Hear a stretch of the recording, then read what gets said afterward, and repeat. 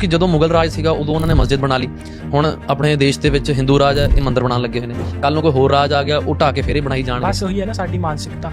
कभी महाराजा रणजीत सिंह वाला राज कभी दोबारा वे मेरी भी इच्छा है। पूरे वर्ल्ड में सबसे बेकार पॉडकास्ट अगर कहीं होते हैं तो वो इंडिया में होते हैं, और इंडिया में सबसे बेकार पॉडकास्ट आपको पंजाब में मिलेंगे। बंच ऑफ जट रोगन्स कुछ भी बोल देंगे जो मुंह में आया। पॉडकास्ट की क्लिप देखी, इससे पता चलता है कि आप कितना सरफेस लेवल पे जब आप कुछ पढ़ते नहीं हो इस तरीके की बहकी स्टेटमेंट देते हो। कितना फ्लॉड है ये स्टेटमेंट आपका फिलोसफिकली भी और हिस्टोरिकली भी। सबसे पहले समझना पड़ेगा बाबरी मस्जिद क्या म्यूचुअल एक्ट से बनाया था? क्या उसमें साझेदारी लगी थी कि तुम भी आओ हम भी आओ फिर बनाते हैं? नहीं, उसको तोड़ा था। वहां पे एक स्ट्रक्चर था जिसको तोड़ के बाबरी मस्जिद बनाया गया, जिसे कहते हैं इंपीरियल इम्पोजिशन। क्या मुगल के टाइम पे डेमोक्रेटिक या जुडिशरी सिस्टम था? नहीं, it was religious absolute power. वहीं पे जब राम मंदिर है उसे किस बेसिस पे बनाया है? क्या उसे इस बेसिस पे बनाया है कि अभी हिंदू राज है? That's what you trying to say. मतलब 500 साल की जो लॉन्ग लीगल और आर्कियोलॉजिकल बैटल चली वो कुछ नहीं था, और उसके बाद कॉन्स्टिट्यूशन वर्डिक्ट मिला बाय सुप्रीम कोर्ट, जिसे कहते हैं डेमोक्रेटिक रिस्टोरेशन करना। राम मंदिर के टाइम पे कॉन्स्टिट्यूशन डिबेट चली, आर्कियोलॉजिकल एविडेंस दिए गए, लीगल बैटल्स चली। व्हाट यू ट्राइंग टू से, ये हिंदू राज है?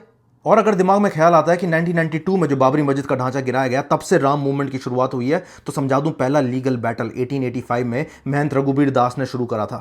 और आर्कियोलॉजिकल एक्सकवेशंस हुई हैं 1970 से लेकर अर्ली 2000 तक, जिसने बिल्कुल क्लियर कर दिया यहाँ पे प्री एग्जिस्टिंग स्ट्रक्चर था जो मंदिर था।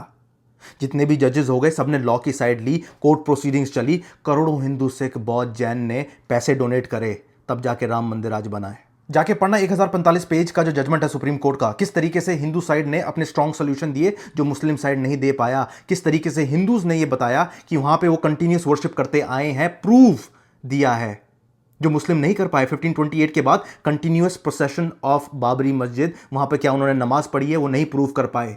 और साथ में आर्कियोलॉजिकल सर्वे, अंडरलाइंग स्ट्रक्चर जो नॉन इस्लामिक है, और ऊपर से आर्टिकल 142 के तहत एक ऑल्टरनेट लैंड वक्फ बोर्ड को दे दी थी। ये डिसीजन लिया गया है तो प्योर एविडेंस के बेसिस पे। It's not faith, it's not belief कि हमने मान लिया, हमारी ग्रंथ में अगर ये लिखा हुआ है उस बेसिस पे नहीं दिया है। और ये जो राम मंदिर बनाए कॉन्स्टिट्यूशन वैल्यूज को अपहोल्ड करके बनाया है। अगर हिंदू राज होता तो बहुत पहले राम मंदिर बन चुका होता, जो नहीं बना तो नहीं है हिंदू राज। और वहीं पे जो इंटरव्यू दे रहा है हर चीज को रोमांटिक ओवर सिंप्लीफिकेशन कर दे रहा है कि भाई उस टाइम का जो राज था वो वापस नहीं आ सकता। अभी अगर बिहार से उठ के कोई कह दे कि अशोका जैसा राज किसी का भी नहीं था, हिस्टोरिकली चलो सुनने में अच्छा लग रहा है, does it make any sense today? तो इंडिया के हर रीजन से कोई उठकर आएगा बोलेगा कि हमारे टाइप का राज चाहिए, does it make any sense politically? नहीं, we are a democratic institution.